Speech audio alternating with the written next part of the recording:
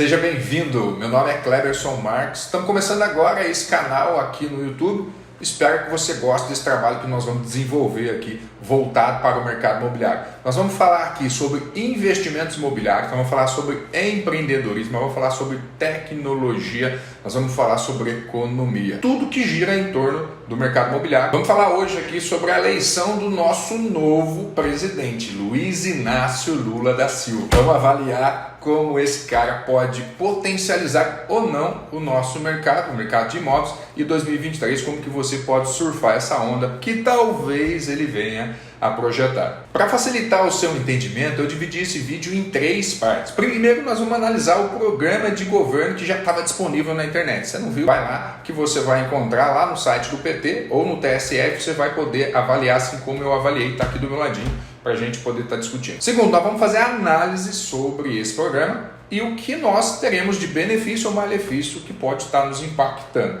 E terceiro e último, vou falar sobre as oportunidades que esse programa pode trazer e sobre as ações que o governo vem apresentando e a tendência que isso possa gerar para a gente um novo movimento, um movimento que pode te beneficiar ou evitar que você entre em algum buraco que pode estar sendo cavado aí na frente. Bora lá? O primeiro item que eu quero falar desse programa de governo aqui é o item 51. Tá? O item 51 ele fala em revogar teto dos gastos e rever o regime fiscal brasileiro. Por que eu estou falando primeiro desse item? Porque logo de cara o que o governo propõe é que ele precisa romper o teto da dívida, ou seja, ele vai buscar fazer mais endividamento, ele vai buscar talvez emitir dinheiro para honrar com o que ele prometeu durante a sua campanha.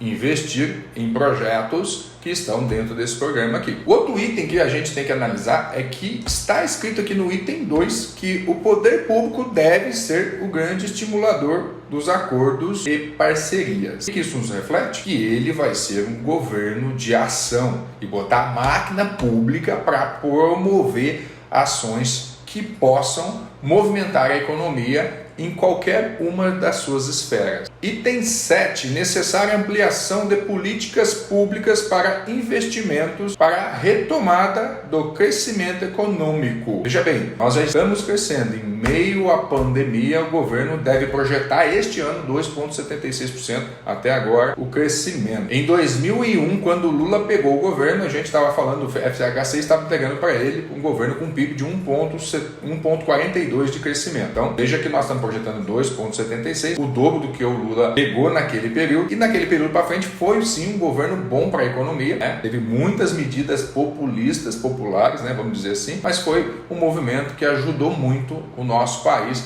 em relação a investimento, infraestrutura, habitação e fomentação da economia. No item 13 desse programa, o governo propõe ampliar o debate e negociação da nova legislação trabalhista, revogando os marcos regressivos do atual governo. Então vamos avaliar o que será proposto para o governo, porque ele está questionando aí, vocês já viram em entrevistas anteriores, né, o MEI, falando que quem está no MEI realmente não é um trabalhador, né? Quem está no MEI, teoricamente, deveria estar de carteira assinada. É assim o que propõe esse novo presidente. Vamos ver como é que vai ser daqui para frente. Item 15. Criar oportunidades propondo a retomada dos investimentos em infraestrutura e habitação. Isso já é óbvio que iria acontecer. A cara do Lula, ele vai vir com uma série de medidas para voltar aí, aeroporto, estradas, movimentar todo o Brasil através das grandes empreiteiras e também os programas habitacionais, né? Vamos ver programas habitacionais aí, com certeza subsidiando muitas ações, né, que serão implementadas em 2023. O item 20 não poderia faltar, programa Bolsa Família. Resolve ampliar o programa e continuar o programa que hoje ele já está no governo Bolsonaro, só que não é mais Bolsa Família, é o Auxílio Brasil, mas deve voltar a ser o Bolsa Família, o programa criado e continuado pelo Jair Bolsonaro. Item 21, o país voltará a investir em educação de qualidade. Então, os meus alunos aí, né, os amigos que usam o FIES, querem voltar a usar o FIES, né, e as faculdades, as novas faculdades que passaram uma grande crise aí em 2020 para cá, readaptando todo o sistema, a gente está vendo muita faculdade fechando, talvez seja a hora de se beneficiar com esse novo programa do governo aí. Possa ser que você que está querendo fazer a faculdade, volte para a faculdade, toma cuidado com o endividamento. O FIES foi endividar muita gente também, teve gente que saiu bem disso, teve gente que não saiu bem, tá? Então tem que ficar atento com esse movimento. Com certeza as faculdades vão voltar a ter um benefício que é o governo subsidiando essa educação, né, que até então está sendo restrito no governo Bolsonaro. O item 24 ele fala do fortalecimento do SUS, tá? E da volta do programa Mais Médicos. Então isso também deve beneficiar o setor de saúde. Quem está no setor de saúde sabe que o SUS é um bom pagador, o SUS ajuda muito aí aos hospitais, né, às clínicas, aos médicos, né? Talvez, quando eu falo bom pagador, não em tarifas mais elevadas, mas em volume de recurso que manda o seu paciente aí para você. E o item 30 que eu listei aqui, voltaremos a ter um amplo programa de moradia, acesso à moradia e habitação, que vocês já sabem é o programa Minha Casa Minha Vida, que hoje chama Casa Verde e Amarela, e que isso para a gente que é do mercado imobiliário soa como uma coisa boa, porque dentro disso o mercado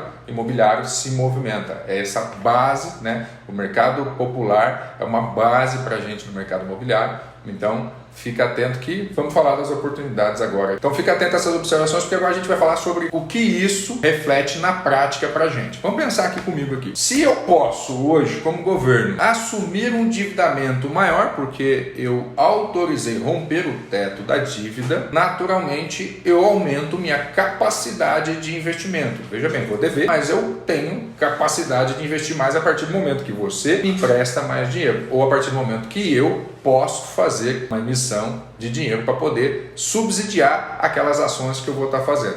Então, o que eu acredito é que esse eu acredito que vai ser o principal movimento do governo, o primeiro movimento, porque rompendo o teto da dívida, autorizando a romper o teto da dívida pelo Legislativo, pelo Senado, né, também aí, né, pela Câmara, o governo vai conseguir fazer mais investimentos e automaticamente vai trazer alguns benefícios para quem está nos demais mercados, que daí não é só o mercado imobiliário, a gente está falando de infraestrutura, a gente está falando de educação, a gente está falando de todas as ações que o governo propõe fazer. E aí, no meu ponto de vista, o segundo item a ser atacado pelo governo, acredito que de uma forma estratégica e inteligente, se assim o governo se construir dessa forma, vai ser a continuidade de programas que ele já vinha trazendo do governo anterior, que foram continuados, só apenas trocaram de nome no governo Bolsonaro, como é o caso do Casa Verde e Amarela, deve se voltar a chamar programa Minha Casa e Minha Vida. Assim também como o Bolsa Família, que que hoje chama-se Auxílio Brasil.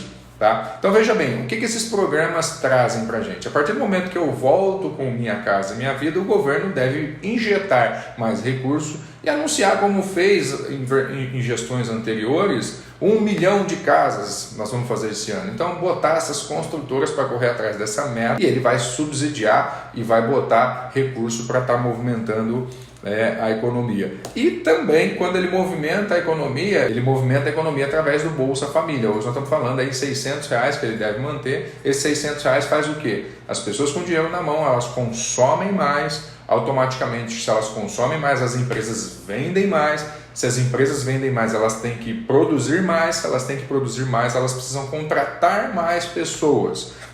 Se ela contrata mais pessoas, diminui a taxa de desemprego, automaticamente mais pessoas empregadas, mais dinheiro circulando, mais consumo, isso faz com que a roda gire de forma exponencial, vai só crescendo. Então, por resumo, essa segunda ação, ela aumenta o acesso e a distribuição de recurso através de ações simples e que o governo deve implementar e que começa a botar a economia de uma forma muito rápida e sistemática logo nos primeiros meses de governo do Lula. Terceiro item, que também imagino que seja uma questão estratégica do governo. Por que eu estou falando de estratégia? Porque a gente sabe que essa eleição foi o maior embate que a gente já viu, O país, ele teoricamente saiu rachado nas urnas. E veja bem, o presidente eleito hoje, ele não tem mais do que a metade dos votos da população toda. Apesar de ser 60 milhões de votos, a gente tem que lembrar que o Jair Bolsonaro também teve quase 60 milhões de votos e a gente teve quase 40 milhões de abstenção e votos em brancos e nulos. Então, soma muitas pessoas que estão ali de olho no governo Lula. Então, como é que ele vai fazer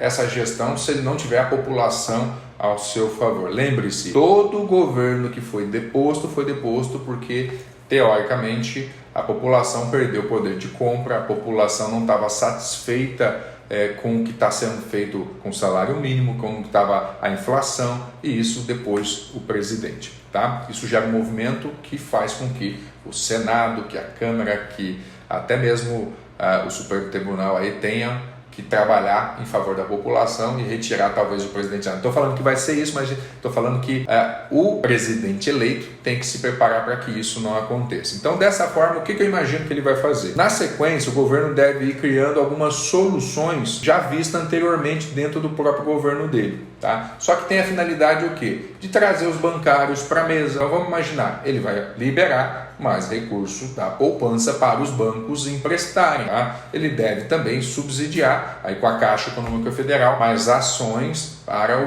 a utilização do Fundo Garantia, porque ele distribuindo esse recurso, tá? Lembrando, muitas vezes ele não precisa estar pegando da poupança ou do FGTS para estar fazendo esses incentivos, que é o caso aqui, como eu escrevi, que pode estar sendo feito através do BNDES. Nós podemos fazer emissão de dinheiro atrás ou endividamento através do Tesouro e o BNDES fazer também empréstimos para grandes empresas. O BNDES pode sim fazer empréstimo, como já fez anteriormente, para grandes empresas, para comprar outras empresas ou para fazer reformas em suas empresas ou modernização no seu parque fabril. E também imagino que o governo vai estar fazendo microcréditos para pequenos e médios empresários para deixar todo mundo contente, porque assim a máquina fica mais azeitada, mais fácil de estar trabalhando. Mas não para por aí não. O governo do Lula adora fazer obras, ele adora trabalhar com as empreiteiras. Então, talvez nós vamos ver aí um PAC 3, não sei se é PAC 3, PAC 4, vamos ver que número que eles vão dar para esse PAC,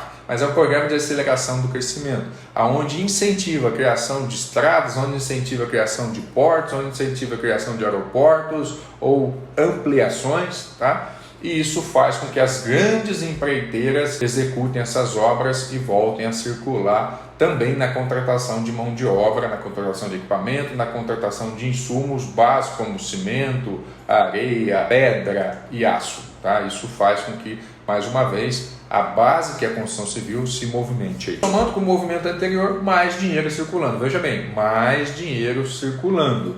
Só que agora ele deixa mais uma fatia da população contente com as suas ações. E a quinta ação deve ser ele começar agora a retomar programas ou implementar programas, tá? Ou restabelecer ações de programas desativados ou desacelerados pelo governo de Jair Bolsonaro. Tá? Programas como Luz para Todos, programas como Mais Médico, programas como o FIES, né? A gente já falou lá a parte da educação. Essas ações elas devem ser retomadas, implementadas pelo governo, só que eu não acredito que ela venha logo no primeiro ano. São muitas ações a serem implementadas, muitos acordos a serem feitos pelo governo, então ela deve vir a partir do segundo ano, que são ações também que vão trazer subsídios aí para a educação, subsídios para a energia elétrica, subsídios para a saúde. Então vamos ficar atento porque isso são dois movimentos, três movimentos que podem também fazer com que lá na frente a gente que está no mercado imobiliário consiga observar isso de forma estratégica e entender o que a gente pode fazer nesse setor. Entenda, o mercado imobiliário ele é feito sobre vários setores. Então, eu estou falando de habitação agora há pouco aqui, estou falando de infraestrutura também,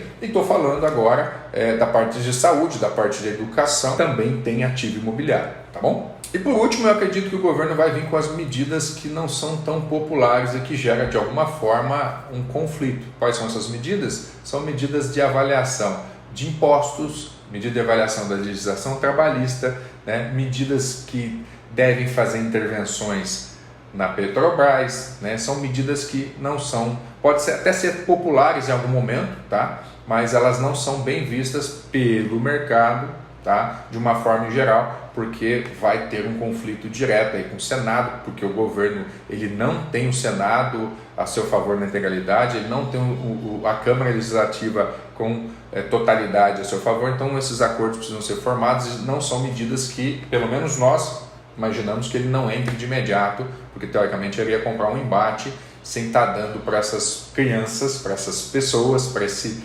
público que está ali assistindo, a satisfação de degustar, né, do governo Lula, que foi o que ele fez de 2002 para frente. Ele trabalhou toda essa sistemática para poder deixar todo mundo contente, para a máquina poder rodar. Lembra, o que eu estou falando é o seguinte, o Lula ele sabe fazer o azeitamento da máquina, é o que a gente imagina que vai ser feito, ele vai deixar todo mundo contente para poder fazer as ações de implementação da sua política. Legal, Cleberson, falou-se do programa de governo, falou-se das observações que você tem sobre esse programa de governo, mas onde é que está as oportunidades? Então vamos falar agora das oportunidades que eu imagino que vão surgir a partir da implementação desse programa. A primeira medida eu acredito que vai ser a continuidade dos programas de casas populares, né? Como a gente já falou mais atrás, o programa Minha Casa Minha Vida já é um programa que surgiu no governo Lula, acredita-se que ele vai continuar, não vai se chamar novamente Casa Verde e Amarela, imagino que ele não vai dar esse título aí. Isso faz com que empresas que trabalham com produtos populares ganhem cada vez mais escala. E até para quem investe aí em ações, fica a dica aí, essas empresas com certeza elas vão voltar a potencializar muita moradia. Uma outra coisa, nós estávamos vivendo agora Covid, lembra? Então nós começamos a ver os juros subindo, tá? Nós estamos falando 3,75 a taxa Selic hoje. Então, é uma taxa alta e isso automaticamente puxa os juros para cima. O que nós devemos ver em 2023, por conta da inflação freando, tá? E o PIB crescendo, vai ser essa taxa começar a cair. A taxa caindo, o governo Lula eleito, nós devemos ver com as ações que o governo deve implementar com os bancos mais crédito disponível, mais acesso também dos bancos privados ao dinheiro público para fazer empréstimo para você, que é de médio e alto padrão. Eu não imagino que o Lula ele vai vir atender só os populares com Minha Casa Minha Vida. Ele também vai incentivar a população de média renda, tá? De média e alta renda. Então, imagino que os bancos, a partir de 2023, vão ter mais recursos para estar emprestando. A questão é, fique atento você na hora de fazer uma contratação de financiamento aos contratos. Os bancos aprenderam com as crises anteriores e você também tem que aprender. Não assine qualquer coisa, fique atento com as cláusulas de reajuste e com os gatilhos que os contratos podem ter em caso de qualquer colapso na economia. Terceiro ponto que eu vou avaliar aqui agora com você é o seguinte: lá fora se constrói uma recessão. Nós estamos vivendo uma crise sem precedentes no mundo. Lá fora nós estamos acelerando, o Brasil está praticamente ajustando a inflação enquanto o mundo está vivendo essa inflação. A gente aqui já está acostumado a viver com juros na casa de 2 dígitos, com inflação batendo aí quase na casa de 2 dígitos, o mundo não. E o que isso nos favorece? A gente acaba aqui tendo uma oportunidade grande numa economia globalizada hoje. Quando a gente fala de país emergente e continental, existem poucos no mundo. Um deles, a Rússia, está em guerra. Outro, a China, origem do Covid, está freada, né? E também tem um posicionamento do lado da Rússia. Caso, né, de uma possível guerra aí, nós temos uma divisão global e que pode beneficiar de alguma forma o nosso país. Então vamos pensar aqui comigo aqui. Quando a gente fala que a China freou, tá? A China fez o quê? Ela deixou de consumir também. Então, com a sua retomada que está acontecendo, a gente deve ver a China novamente consumindo. A China hoje é o maior parceiro comercial do Brasil. Cerca de 1/3 da commodity, né, do nosso país é enviado para a China. Se a China voltar a crescer, se você for avaliar as balanças comerciais, na época que a China estava crescendo acima de 2 dígitos, o Brasil também estava crescendo muito porque estava exportando muito. Isso deve voltar a acontecer, tá? E com a China fazendo isso, nós vamos estar vendendo mais, nós vamos estar botando mais dólar aqui para dentro. As operações de compra são feitas através de dólar. Outro ponto importante, tá, que a gente cabe ressaltar, como eu falei atrás, a Rússia está em guerra com a Ucrânia. A Rússia está sofrendo sanções mundiais por conta dessa guerra. A Rússia é hoje um dos maiores fornecedores, junto com a Arábia Saudita, Emirados Árabes e Venezuela, de petróleo. A Europa não está consumindo mais petróleo e gás natural da Rússia, pelo menos não no volume que ela estava acostumada. O Brasil passa a ser uma grande oportunidade para fornecer para a Europa petróleo, tá, e gás natural. E isso, mais uma vez, pode beneficiar o nosso país aqui neste momento. Por quê? Entrada de dólar. Quando a gente começa a ter entrada de dólar, para que isso ocorra aqui no país também, né, você começa a também ter o olhar do investidor lá de fora para dentro do Brasil. Acredita-se que num cenário onde nós vamos autorizar quebrar o teto da dívida, a gente passa a subir o risco Brasil. Porém, como nossa economia vai estar em grande circulação, como o mundo está precisando de commodities, está precisando de petróleo, o Brasil passa, mesmo em meio à crise, a ser uma oportunidade de entrada de recurso de investimento estrangeiro. Não no volume que seria se a gente estivesse respeitando todo o conceito econômico que se prega pelo mundo, né? Mas ainda assim, sem opção, esses países devem voltar a investir aqui, né? E isso, mais uma vez, mais dinheiro dentro do nosso país, mais circulação de capital. Então, assim, na minha visão, 2023 e 2024 vão viver um momento único, com grandes oportunidades e que você deve avaliar como você pode surfar isso nesses anos, tá? Agora eu vou só fazer uma leve observação. Entenda, não estou falando aqui que vai ser o ambiente mais seguro que a gente já viveu.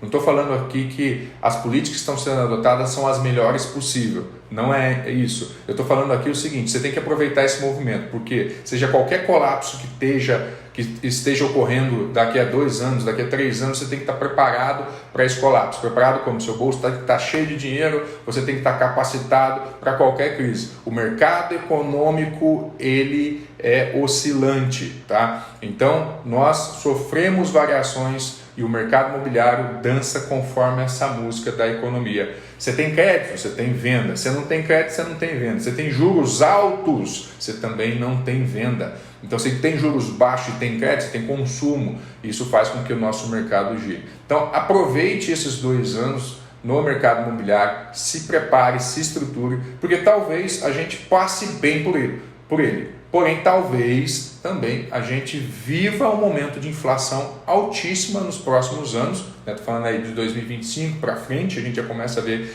os sinais talvez de um consumo em excesso, de um teto de dívida quebrado, né? E de um endividamento alto, que nós temos que avaliar como o governo vai tratar nos próximos anos. Não sou mãe de nada, não consigo prever o futuro, mas nós estamos falando aqui dos fatos que estão acontecendo e das probabilidades e das possibilidades. Tá? Se você gostou desse vídeo, se o que a gente está fazendo aqui faz sentido para você, que curta ele e compartilhe com seus amigos. E se você quiser saber mais e receber mais conteúdo atualizado, segue aí o canal, que toda semana a gente vai estar postando conteúdo novo e acredito que útil para você que quer viver do mercado imobiliário.